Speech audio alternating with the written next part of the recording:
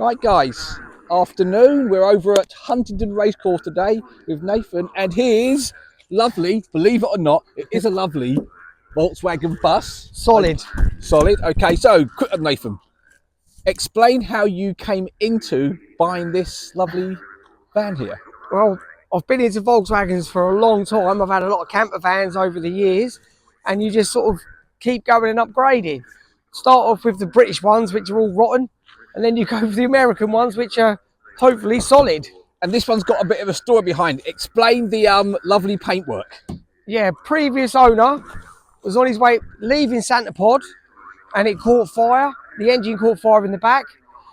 So he was hard. There's actually a video on YouTube for it called, if you type in the fire bay, you can watch the video. And he basically just didn't want to scrap it. And how bad was it? Was it outside, inside burnt? Yeah, all the inside, everything inside was ruined. And then, yeah, just the damage you can see at the back and on the roof. So that means then, no damage to the paint. You bought it gutted, but you had to rebuild the insides, the engine and hydraulics. Yeah, someone else done that. Okay. I didn't do it. Phil Birks done it from Lazy Leisure Campers. Right, okay.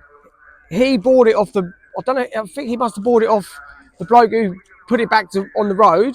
And then he then added the height, stripped it back to nothing. I've got a picture of all the dead metal that come out of it. Okay. And then he put the hydraulics on it and built it as it is today. Okay. And then you bought it off him. Yeah. As it is now, yeah? As it is now. A few mods, nothing, I ain't done too much. New flooring, bits and pieces. It doesn't really need too much. Okay. Okay. And so start at the front, basically. You're going to, your next mods are what? Removing that light, you said, and redoing the front bumper? No, just remove the light. I'm going to leave it as it is. I did think about painting it, but it's not worth it. Okay. I'll leave it as it is. And down the side here, we've got inside here. Oh, and I'll put the wheels on. Ah, the wheels. So I added these wheels. Okay. Because they come with steels. Of which we can't see the back one. So let me just shut this door. Right, guys. So what wheels are on the back and what's on the front? Radars. Okay. Okay, so where's the back, front and the back? Obviously different size wheels. Yeah, different size wheels. On the back. But it's all been narrowed at the front, narrowed at the back as well. It's a one-off build, basically. It's a one-off build, isn't it, this stuff? Obviously got the hydraulics. Okay. Yeah. Since you've got it, what major problems have you had with it? Major issues I've had with it. So I've owned it now for 3 years, or I think it's in my 3rd year now. So I picked it up in December, drove it all the way back home from Sheffield, no issues. Took it into storage to keep it over winter. Picked it up at Easter, ready for the show season. Got it on my driveway, got stuck in reverse. So it was stuck in gear. Okay, so that's the first thing, stuck in gear. Okay, so that was the gearbox? It wasn't the gearbox it turned out to be. But although I bought another gearbox to go in it, but luckily it didn't need it. So that got fixed, but it was away for like 4 months because he was doing it. It took him a long time, the bloke that was doing it, as a favour. Right, okay. So finally got it back, done my mate's wedding, put it away again, and then got it out February, March time.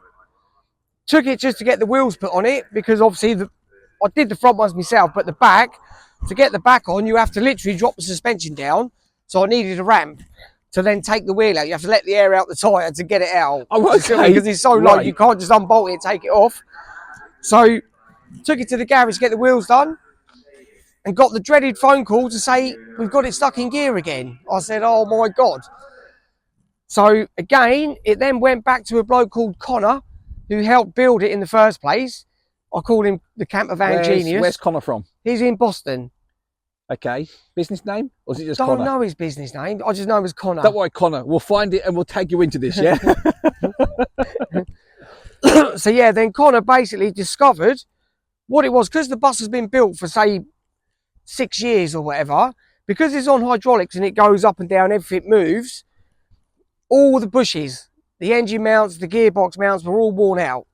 So when you were trying to get it in gear, the engine's moving, the gearbox is moving, Ah, okay, and right, that's yes. why it was getting stuck between reverse and second. So it he's wasn't a now gearbox issue, it was a bush issue. it was yes, Okay, mountains, right, okay. because these are bulletproof. There's nothing to go wrong with them, you know. So he's then basically apart from a bit of fire. Yeah, apart from a bit of fire. Yeah, but that's why you fit the fireboil fitted in the back, so surge suppression kit. Okay. So yeah, he basically replaced it. Fit now, it's fine, and he'd also reduced the travel on the rear, so it wasn't straining the engine. As you can see, the rear used to sit on the ground as the front did. Okay. So yes. he's reduced the ride height at the back, and not engine, to strain the gearbox. I'm gonna test you here. What is the engine? Have you got any specs on it? It's a 1641 twin Weber. Okay, up there, yeah. See those, yeah? Yeah, 1600 engine, but it's got twin Webers. Is it had any mods done to the engine, or just been just rebuilt? Standard, just been rebuilt. New tinware. It looks quite clean. It's very clean, yeah. I must admit, and sort of, yeah. So yeah, and then there's the most important thing: your fire suppression kit. So if it heats up, okay, right. hopefully stops it from catching fire again. That will put it out. That will put it out. Fingers crossed. That's all right, actually. I must admit. And what future mods are you going to do? Future, I just want to use it this year. To be honest with you, get one summer out of it. I want to actually use it and take it to some shows. And so the bed in the back, it goes down to a full double bed. Yeah, full double bed, all electric. Everything's all electric. So yeah, you got in spare fire extinguisher just in case. Yeah, another fire extinguisher, just in case. But yeah, and future. I mean, couple of questions is, what do you want to do to it in the future, and what did you think is going to make it more usable? It's quite usable as it is, to be fair, Rob. And the main apart from just a few teething issues. And what are they? I had a flat battery, so I had to have a new starter motor recently. Is that the main battery January. or the? I see you got a second battery here. The main battery. Okay. So basically, because it's custom built and I didn't build it, I just need to work out all the electrical issues. Because it's got electric bed, it's got electric sink, you know, TV, lighting, you know, there's a temperature gauge in the back. So if it gets too hot, it beeps in the front. GPS, satellite. There's so many things on it. I just need to know how it all works. So I'm not doing anything wrong to flatten the battery, because I think it's user error. So on that question then, if you go back in time to 3.5 years ago, all right, or I said to you, I fancy buying one of these, what would your advice be to me to look for before I bought one? My advice would be to buy one if you like old Volkswagens. The best thing about them, they're tax exempt, they're MOT exempt. Okay. So his insurance is about £200 a year. So they're just a cheap, fun vehicle. They don't go very fast, although it cruises about 65, which I think is quite fast. 65, you know, it's not Bugatti fast, is it? But no. It's fast. But you're not going for speed, are you? It does enough. But yeah, I'd say buy it. What I would do, looking back, is I'd spend more time with the bloke who built it and actually go through everything. Because I've noticed a lot of these car shows they're full 2 or 3 day car shows. You can rock up, bed down, sleep at night, get up in the morning, cooker on, TV on, ready to go. Yeah, it's got heating in it, yeah. Yeah. Bit better than my mild Mini. It's got a built-in LPG gas tank round the side. Okay. All custom made. The fuel tank's custom made. The whole thing is like, literally, you've got the shell of a vehicle and everything on it has been custom fabricated and put back in. Wear and tear, anything major go wrong with it, or is it it's just basically just as it is because it's old? It should be fine now. Once I suss it out exactly how to work the electrical side of it, you know, so when I plug it in when I take it home, and you know, I just need to know. But yeah, I can't really ask Phil too many questions after 3 years. Phil, how does this work?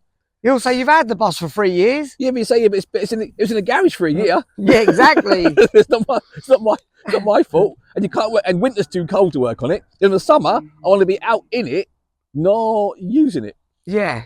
Excellent, Nathan. Thank you for that. And listen, guys, by the way, if you want to see more great photographs of this, there will be an article coming up in not the next version magazine, but in the next magazine. We'll do an article as well, get some pictures of this for you in Drift Magazine EU.